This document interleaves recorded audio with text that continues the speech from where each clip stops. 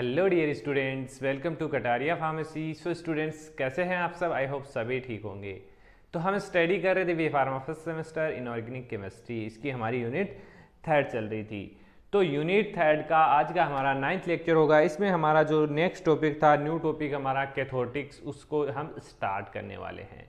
तो आज के इस लेक्चर में हम देखेंगे कैथोटिक्स के बारे में। कैथोटिक्स क्या होते हैं, कितने टाइप्स के होते हैं और कौन कौन से इसके एग्जाम्पल हैं। जो एग्जाम्पल्स हमारे सिलेबस में दे रखे हैं वो आगे हम फर्दर स्टडी करेंगे नेक्स्ट वीडियोस में। तो पहले जनरल जान लेते हैं हम कैथोटिक्स क्या होते हैं। तो कैथोटिक्स की एक सिंपल डेफिनेशन देखिए। तो पहले मेन जो कैथोटिक्स है, जो कैथोटिक्स एजेंट हैं वो कहाँ यूज होते हैं, तो इसकी डेफिनेशन क्या होगी। डेफिनेशन ये है कि ऐसे एजेंट जो कॉन्स्टिपेशन, कब्जी की प्रॉब्लम को ठीक करने के लिए यूज किए जाते हैं उनको हम कैथोटिक्स बोलते हैं। तो चलो डेफिनेशन आपको पता चल गया। अब स्टार्ट करते हैं इसको। स्टार्ट करने से पहले अगर आपने चैनल को सब्सक्राइब नहीं किया है तो सब्सक्राइब कर लीजिए और बेल आइकन को प्रेस कर दीजिए, जिससे हमारी आने वाली न्यू वीडियो का नोटिफिकेशन आपको सबसे पहले मिल सके। तो कैथोटिक्स डेफिनेशन आप पता चल गई। ऐसे एजेंट जो कॉन्स्टिपेशन को ठीक करते हैं, कब्जी की प्रॉब्लम को ठीक करते हैं। हिंदी में कब्ज बोलते हैं और इंग्लिश में आप इसको कॉन्स्टिपेशन बोलते हैं। तो कंफ्यूजन मत होना। Cathartics are drug, as a drug काम करेगा बॉडी के अंदर। Are drug use to relieve constipation और ब्रिंग आउट डिफिकेशन।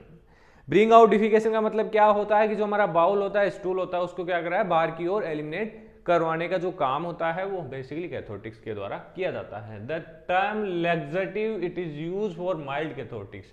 दो टर्म्स आएगी, लैक्सेटिव और परगेटिव। तो इसमें डिफरेंस इतना है, दोनों ही कॉन्स्टिपेशन के रूप में यूज होगी। मतलब कॉन्स्टिपेशन में जो एजेंट्स होते हैं उनके रूप में यूज होंगे, लेकिन डिफरेंट इतना है कि जो हमारा लैक्सेटिव है वो बेसिकली माइल्ड कैथोटिक्स के रूप में यूज किया जाएगा, मतलब माइल्ड कॉन्स्टिपेशन को ठीक करने के लिए। लेकिन जो हमारे परगेटिव्स हैं वो बेसिकली स्ट्रॉन्ग कैथोटिक्स के रूप में यूज किए जाएंगे। स्ट्रॉन्ग, अगर ज्यादा कॉन्स्टिपेशन की प्रॉब्लम हो रही है तो उस कंडीशन में हम परगेटिव्स का यूज करेंगे। तो दोनों का डिफरेंस आपको पता लग गया होगा, लैक्सेटिव और परगेटिव का। Constipation can also be cause by many factors. क्या क्या फैक्टर्स हो सकते हैं? ऐसे ही तो कॉन्स्टिपेशन कोज नहीं होगा, आप सभी को पता है।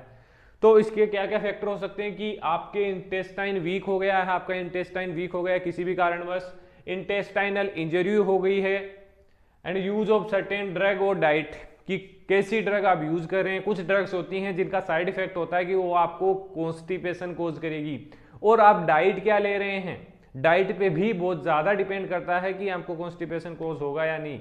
तो डाइट पे बिल्कुल ध्यान रखा कीजिए। In constipation faecal matter become hard, dry and hard.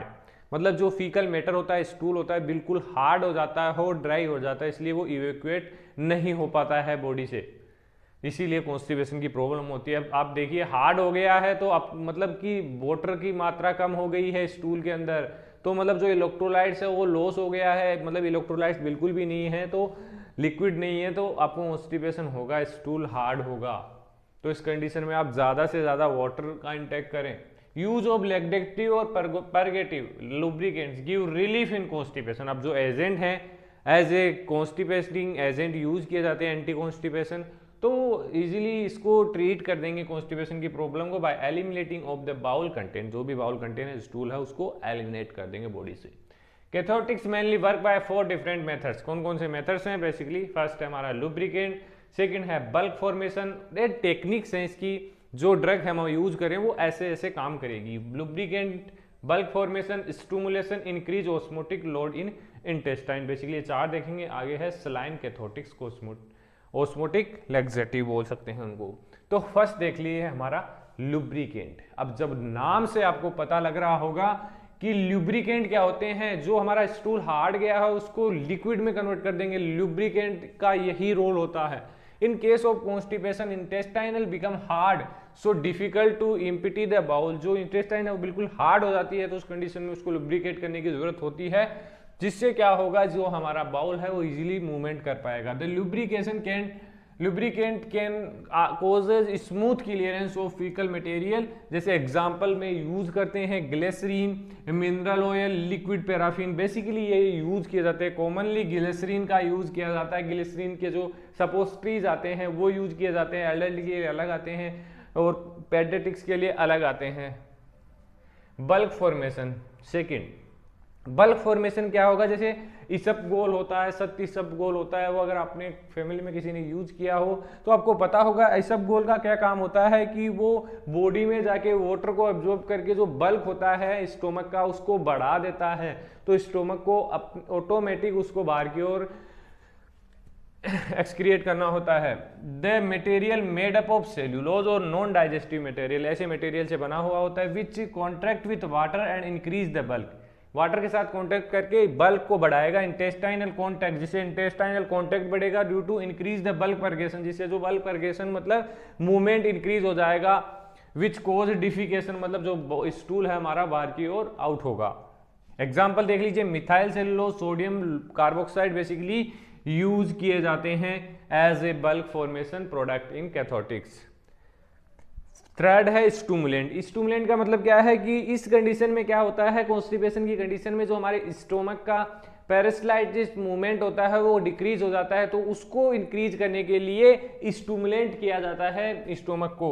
This agent directly act on intestine and stimulate पर पेरिस्टाइटिक मूवमेंट, जिससे क्या होगा, मूवमेंट होगा तो इजीली इवेक्यूएट हो जाएगा फीकल। जैसे एग्जांपल देखिए, कास्टर ऑयल, सेना, पोडोफाइलिन बेसिकली यूज किए जाते हैं एज ए स्टूमुलेंट। लास्ट हमारा increase osmotic load in intestine, वो कैसे करते हैं, दीज आर मेनली साल्ट और पुअरली सोल्यूबल इन एनाइन और cation, they are increase the fluid content, मतलब कि ये पुअरली एब्जॉर्ब होते हैं तो ये क्या करेंगे, लिक्विड का जो अमाउंट है वो स्टोमक के अंदर उसका इंक्रीज करेंगे, फ्लूइड कंटेंट बढ़ाएंगे स्टोमक के इंटेस्टाइन के अंदर, जिससे absorbing large quantity of water को एब्जॉर्ब कर लेंगे, जिससे क्या होगा, जो फ्लूइड है वो बढ़ जाएगा, तो जो स्टूल हार्ड हुआ है हमारा वो बिल्कुल सॉफ्ट हो जाएगा और इजीली इक्वेट हो जाएगा। एग्जांपल देखिए, मैग्नीशियम सल्फेट, सोडियम सल्फेट और सोडियम ऑर्थोफॉस्फेट। तो ये जो एग्जाम्पल है, जैसे मैग्नीशियम सल्फेट है, सोडियम ऑर्थोफॉस्फेट है, इनको आगे हम देखने वाले हैं सेपरेट वीडियोज में, क्योंकि हमारे सिलेबस में दे रखे हैं। इसके अलावा केओलिन, बेंटोनाइट, इनके बारे में भी हम स्टडी करेंगे। तो आई होप आज का जो लेक्चर है कैथोटिक्स आपको समझ में आया होगा। अगर फिर भी कोई डाउट हो तो आप टेलीग्राम ग्रुप ज्वाइन कर लीजिए, इंस्टाग्राम पेज को फॉलो कर लीजिए, वहाँ जाके हमें कॉन्टैक्ट कर सकते हैं, वहाँ से आप नोट्स भी परचेज कर सकते हैं। और कमेंट करके ज़रूर बताना वीडियो कैसा लगा। मिलते हैं नेक्स्ट वीडियो में, धन्यवाद।